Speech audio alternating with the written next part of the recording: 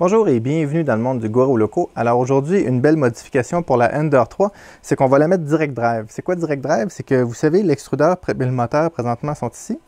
Le filament est poussé à travers le tuyau de PTFE et envoyé dans la buse. Le problème avec ça, c'est que si je veux imprimer du flexible, alors il se crée un petit peu de friction là-dedans, une compression, j'ai moins de précision aussi. Donc c'est plus difficile d'imprimer des matériaux comme le TPU, TPE, le soft PLA, et puis à la limite le nylon. Puis aussi, j'ai moins de précision. Lorsque je fais une rétraction de mon filament, eh bien, tout ça ici bouge un peu, puis je perds de la précision. Donc, 3D Printing Canada vend un kit pour convertir la Ender 3 en direct drive. Je ne sais pas si ce kit-là est disponible aussi en Europe, mais si vous voulez l'acheter, ben, j'imagine qu'ils peuvent vous le shipper, mais les coûts d'expédition doivent être assez chers. Peut-être que vous pouvez vous le designer aussi en regardant la vidéo, mais ceux qui sont au Canada et aux États-Unis, ben, vous pouvez acheter le kit. Il vaut 50 $, mais honnêtement, ça vaut la peine parce qu'il est bien fait. Puis aussi, sur le site de 3D Printing Canada, le manuel est disponible que j'ai fait imprimer et le manuel est assez visuel. Donc, je ne l'ai pas encore fait. C'est une première pour moi de convertir la Ender 3 en direct drive. Ce que je vais faire, je vais vous montrer au fur et à mesure les étapes. Donc, vous allez voir si je fais des erreurs aussi. Vous allez l'apprendre en même temps que moi. Donc, ici, j'ai toutes les pièces requises pour la transformation. Alors, tout semble vraiment là. Il faut enlever la partie ici à l'avant. Donc, je vais changer de côté. Puis, je vais zoomer un peu sur la tête pour que vous puissiez voir de près les modifications. Donc, la première étape est d'enlever ces deux vis-là.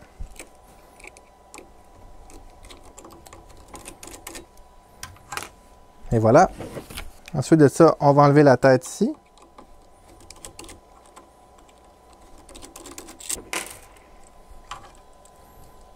Parfait. Alors maintenant, je dois enlever le moteur de l'extrudeur qui est ici. Donc, pour l'enlever, là, j'ai installé une petite roue pour virer le moteur manuellement. La première des choses, c'est que j'ai un petit... Je vais le revirer complètement de côté. J'ai un petit ressort ici que je dois enlever. Alors, un conseil pour l'enlever, prenez une paire de pinces, puis compressez le ressort, et voilà. Faites attention parce que le ressort est quand même assez raide.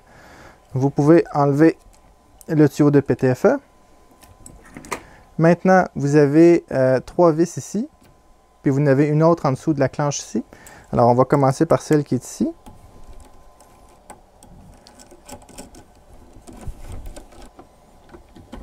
Et voilà. Alors, je vais enlever ça ici. On va en avoir besoin. On va le garder pour tantôt. Donc, une fois que vous avez votre moteur en main, il y a un petit espaceur qui vient comme ça ici. Alors, mettez l'espaceur. Et ensuite, vous voyez, le connecteur est ici. Vous venez mettre la plaque qui était dans la partie basse de l'extrudeur, ici. Alors, c'est important. Connecteur ici. Puis, où est-ce que je vais mettre à la sortie de mon filament? Ici. Puis, je vais mettre la vis biseautée à l'endroit où elle était. Ça ne relève pas immédiatement. Puis ensuite, l'autre vis dans le coin ici. Parfait. Alors, une fois que tout est bien aligné, je peux resserrer mes vis.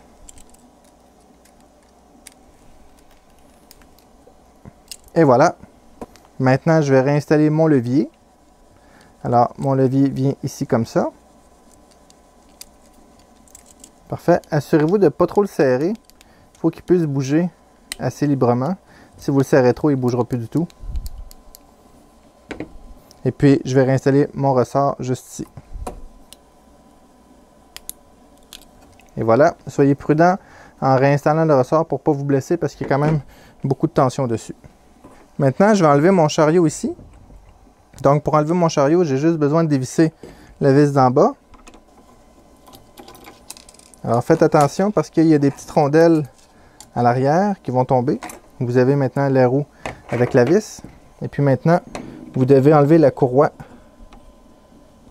qui est ici, tout simplement en la glissant à l'extérieur. Et voilà. Maintenant, je vais enlever les vis qui sont après par la même technique. Maintenant, je dois réinstaller mes roues après le chariot. Vous voyez ici, le trou est un petit peu plus gros parce que j'ai ma note excentrique ici qui va dedans. Comme ça ici. Puis ma roue comme ça dedans. Puis je vais mettre mon écrou à l'endos ici. Serrez-le pas tout de suite, juste comme ça à la main.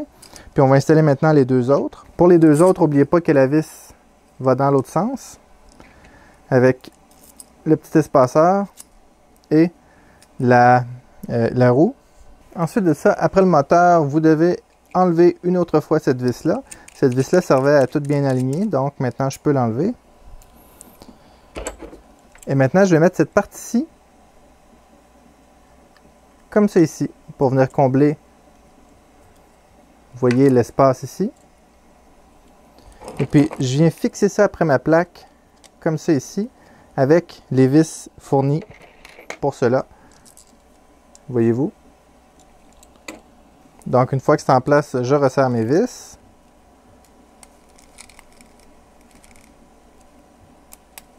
Excellent.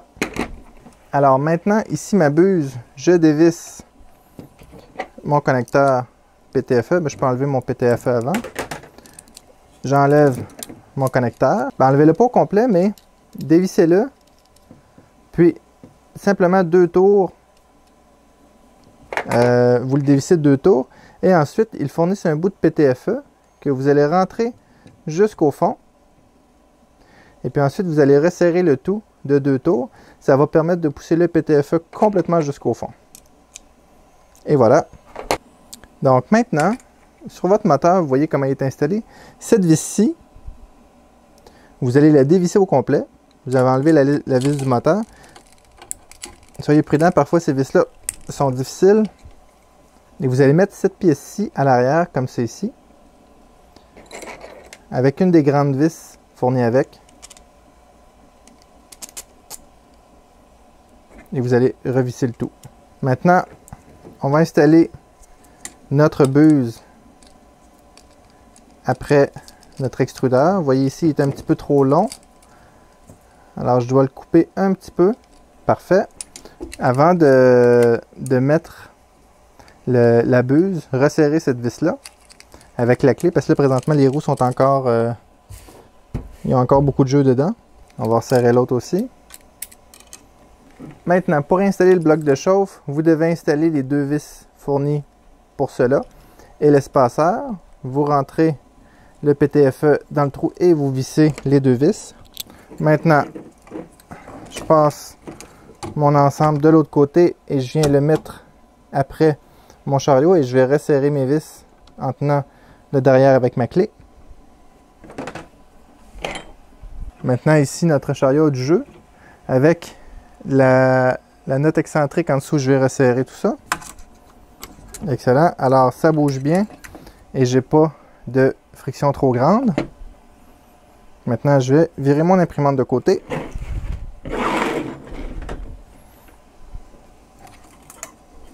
Et maintenant, il me reste juste à refermer tout ça. Alors, une fois le tout refermé, il me reste juste à mettre ma courroie. Je vais tourner mon imprimante. Puis l'attache, c'est exactement le même principe. Si vous avez de la misère à le rentrer, ce que vous pouvez faire, vous pouvez dévisser un peu ces vis-là, embarquer votre courroie et la tendre à nouveau. Alors ma courroie est bien tendue, tout bouge librement. Excellent! Alors ici, j'ai fait une petite erreur. Avant de réinstaller votre tête, vous devez passer les fils. Vous voyez, ils passent dans la structure, ils doivent passer à l'avant. Alors, je vais juste dévisser ma vis d'en bas ici, en tenant avec la clé, puis passer le bloc à l'avant, tout simplement. Excellent, alors j'ai passé mes fils ici à l'avant. Donc, prochaine étape, je viens passer mes fils. Alors, je viens de m'apercevoir de quelque chose. Mon fil d'extrudeur n'est pas assez long pour me rendre jusqu'à mon moteur. Alors, surprenamment, ici, je m'étais déjà fait une petite rallonge pour les stoppeurs, que je vais m'assurer de brancher dans le bon ordre. Une fois que ça c'est mis en place, je peux attacher mes câbles ici comme ça. Alors je vais couper mon attache. Mon moteur est bien branché, parfait. Maintenant je vais tasser un peu mon imprimante. J'enlève mon collant.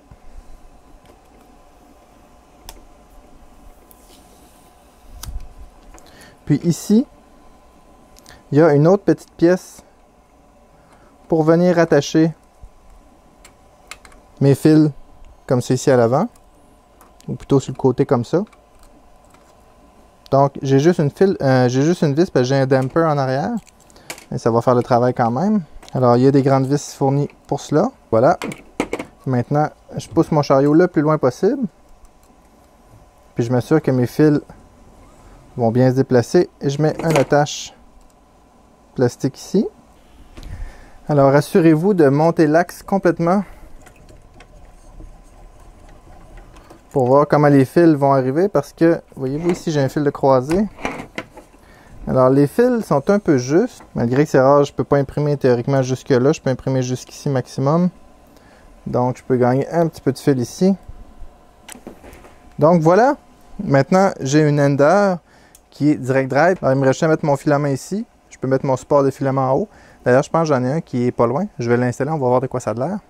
Donc maintenant, voici de quoi a l'air notre imprimante. Le filament vient ici comme ça et le filament rentre direct dedans. D'ailleurs, on va faire un test d'impression. Je vais mettre le filament dedans. Je vais partir une impression, on va le laisser aller. Puis après, on va regarder. On va regarder aussi comment le chargement va. Tiens, je vais prendre mon alimentation.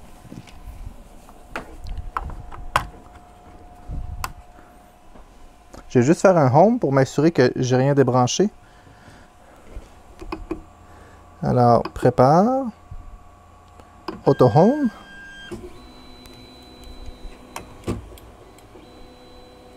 Alors, je vais charger mon filament dedans.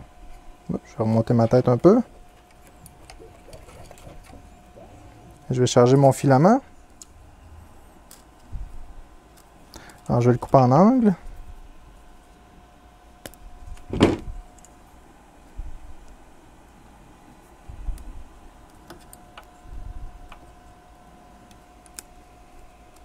Et voilà, facile.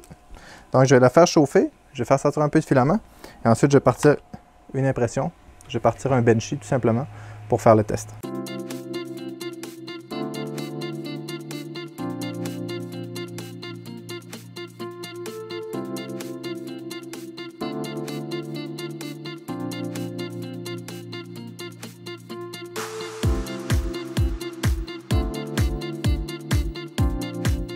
Donc, voilà comment mettre la Ender 3 Direct Drive. Évidemment, ça ne change pas énormément la qualité de l'impression. Ça fait une petite différence sur la précision, surtout la rétraction. Avec un full metal, c'est vraiment génial pour pouvoir pousser du TPU en changeant l'extrudeur ou en modifiant l'extrudeur. Donc, merci beaucoup à 3D Printing Canada de m'avoir fait découvrir ce kit-là. Je vais le laisser Direct Drive parce que j'aime beaucoup Direct Drive. Ma première presque Direct Drive fut celle-ci, que j'ai bien aimé. Ensuite, j'ai fait la GLK, la GLA MK1, celle que j'ai faite à partir de la A30 et la Michelangelo, qui va super bien aussi. Le Direct Drive pour le TPU, c'est incroyable. Puis celle-là aussi, là j'ai parti une autre impression, va super bien comme ça. Donc, si vous avez aimé la vidéo, s'il vous plaît, mettez un like. Si vous n'êtes pas abonné, abonnez-vous à la chaîne et à bientôt.